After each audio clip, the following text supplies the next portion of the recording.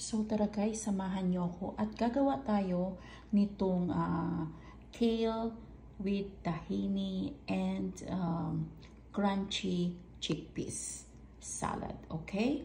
So to start with, ipipreheat natin yung ating oven for 400 degrees Fahrenheit.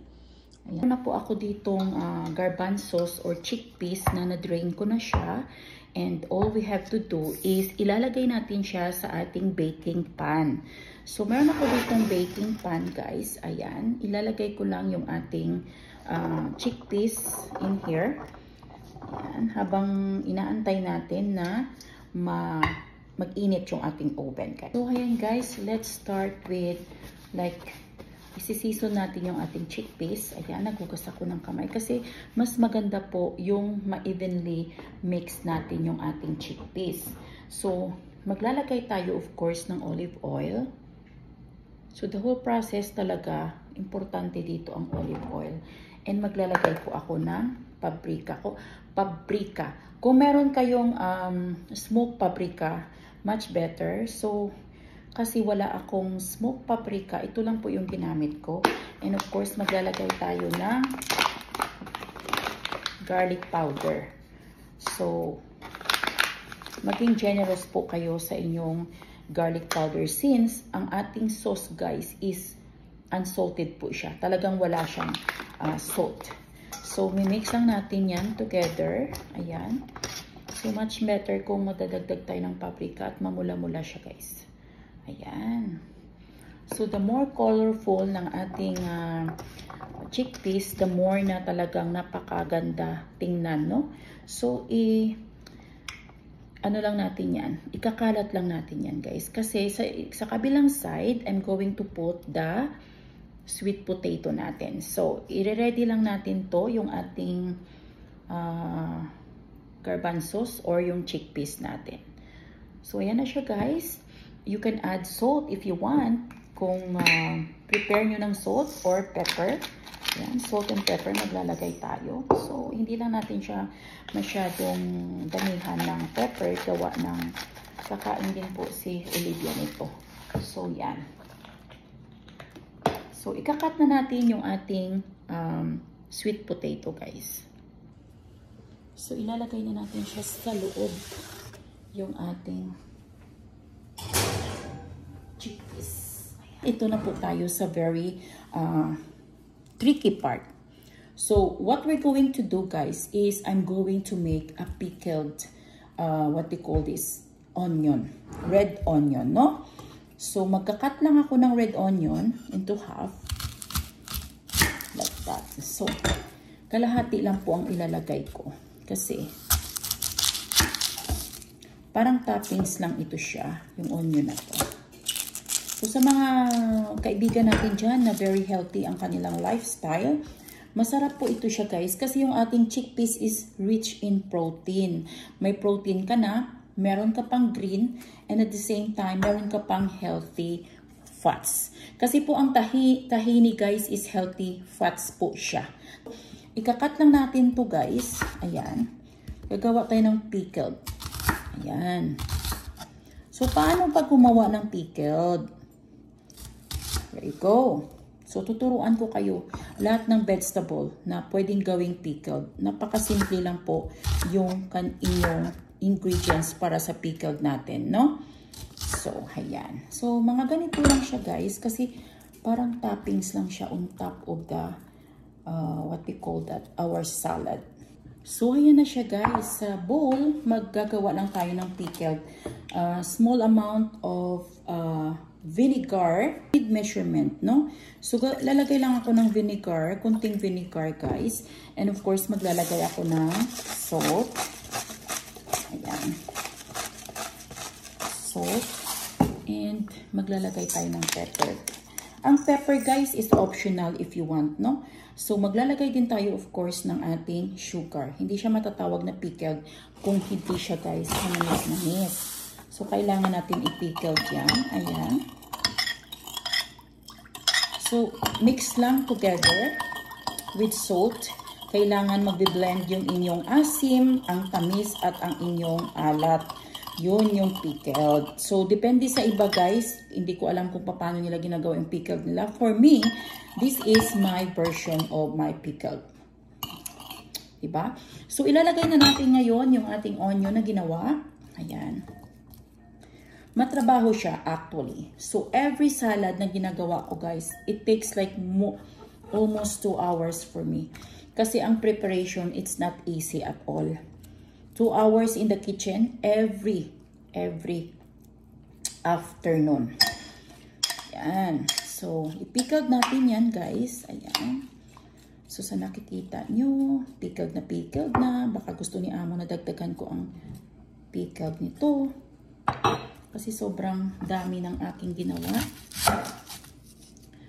Ayan. Ubusin ko na lang yung isang buong onion. Kasi kahit ako, parang nangasim. Nangasim ako guys sa sarap ng ginawa kong sauce. Ayan. Haluin lang natin yan, no? Ayan.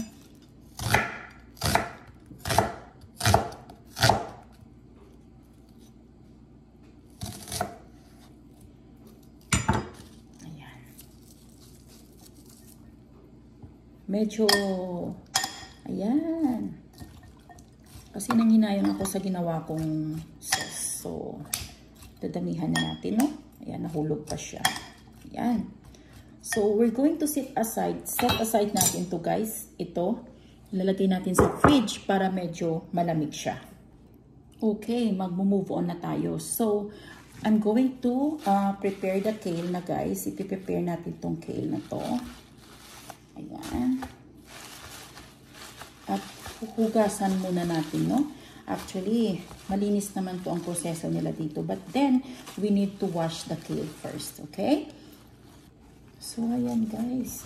Yung ating kale, hinugasan ko na yan. At isa-isahin natin siya. Tanggalan natin siya ng stem. Ayan. So, this kale is very easy to manage. Tanggalin lang natin ang stem. Ayan. Yung medyo malambot na stem, pwede na siya. Isama na natin mamaya sa pag-chop. Ayan. Ayan. So, patutuyuin natin siya guys after natin hinugasan.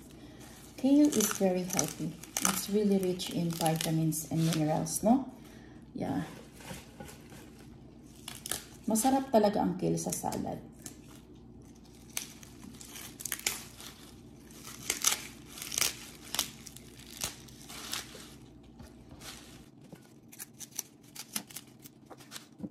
Slices. Maliit na. Iba-iba. Tagal natin na. Ayan.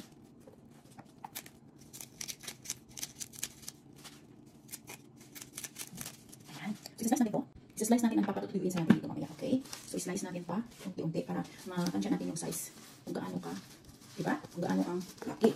Ayan. Ganyan ang pagluwa natin guys. Size lang siya. Kaya ng ating mga the rest of the ingredients. Ayan. So, ilalagay natin siya dito. Ilalagay natin siya dito. Ayan. Kasi mamaya, patutuyuin natin yan siya. Ayan. So, lagay balik natin sa and unti-unti natin. Ayan.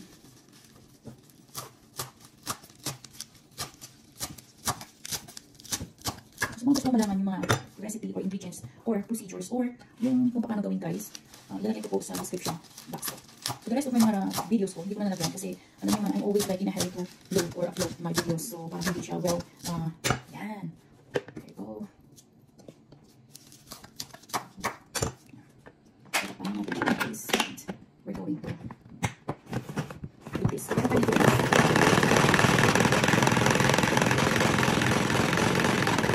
Tingnan natin siya, no? Ayan yung water na sarap baba. So, ayan yung game natin. There you go. I-clear na natin yung ating sangkalan. So, there. There you go. So, ilalagay natin yun dito sa ating salad bowl. Yung ating kale. Okay? So, pupunasan natin yung ating salad bowl. Kailangan guys, everything is alinis na. So, then, ilalagay na natin siya dito.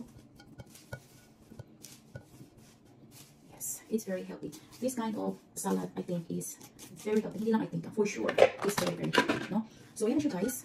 Ayan na siya. And we're going to move on na. Pupunta na tayo dito sa cucumber. Kasi meron tayong binake na ingredients, meron tayong fresh, and of course, maglalagay din tayo ng fresh cucumber. So, before anything, ano muna natin, lagyan natin ng olive oil yung ating kale. And using your hands, you can do the kale pie. There you go. So, wala na tayong ilalagay dito na salt or whatsoever guys kasi mag-over flavored na tayo, no? Mag-over seasoned na tayo kasi yung ating chickpeas and yung ating sweet potato is already very rich in seasoned. Ayan, seasoning I mean. So, set aside na natin for the meantime and we're going to move on na sa ating cucumber naman tayo. So, meron ako ditong 1 cucumber. So, ito na siya guys, yung half ng cucumber natin. Ayan.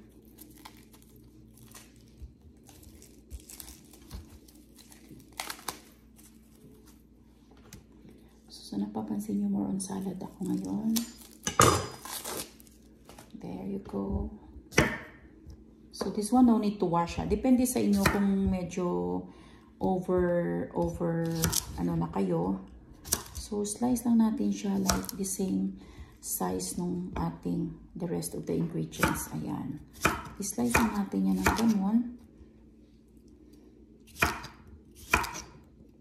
So, naniniwala ba kayo guys na sa lahat ng salad, ang magpapasarap is yung sauce. So, let's try to do it a little bit of twist sa ating sauce later on. Yan.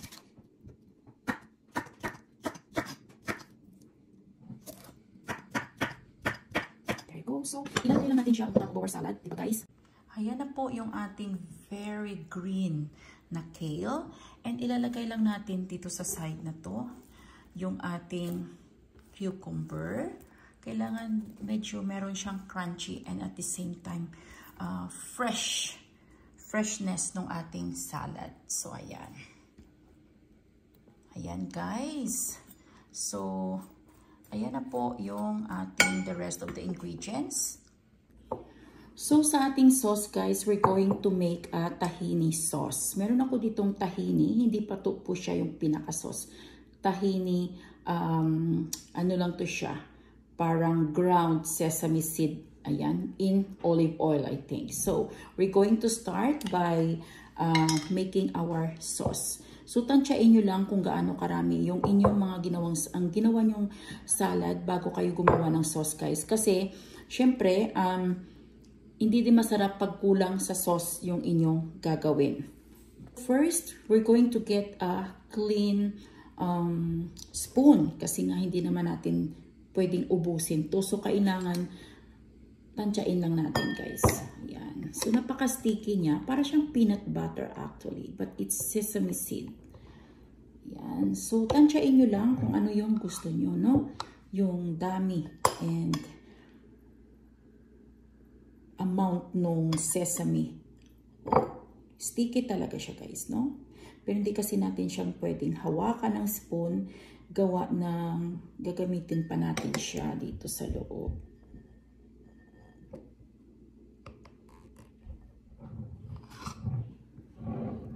There you go. So, meron na tayong enough.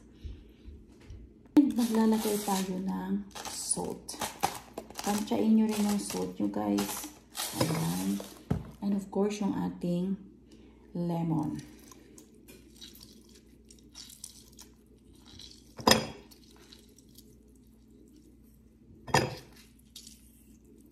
So, sa paggawa ng tahini sauce, guys, kailangan maingat tayo kasi para makuha natin yung lapot na gusto natin. First, haluin muna natin ang ating tahini with the lemon na nilagay natin, guys. Bago tayo maglagay ng cold water para ma-dissolve natin yung ating sesame paste. Ayan. So, dahan-dahanin lang natin. Maglalagay tayo ng konting water. Ayan.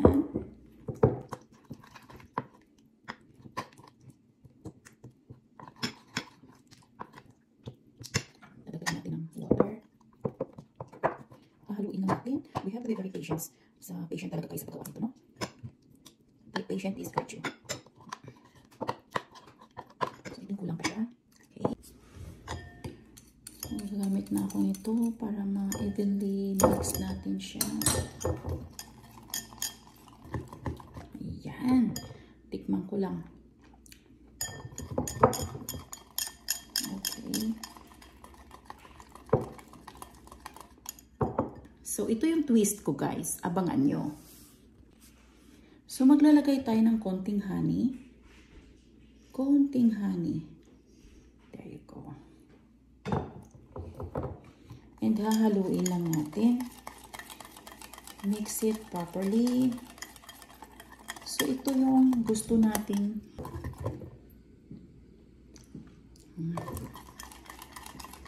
ang sarap.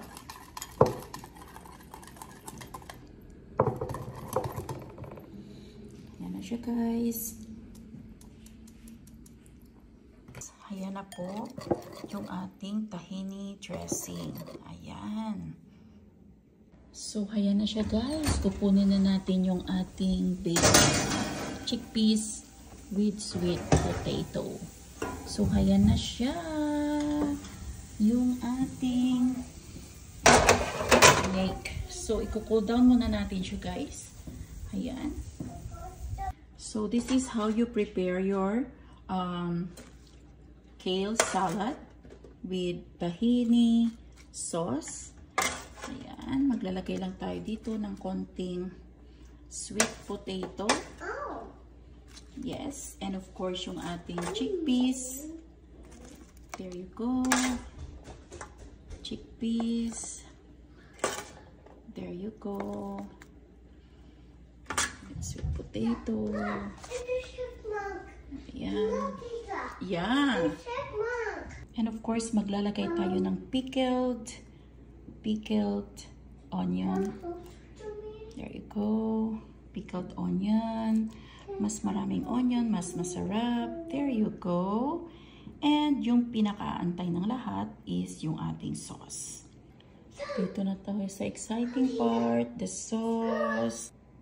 There you go. The sauce is so yummy.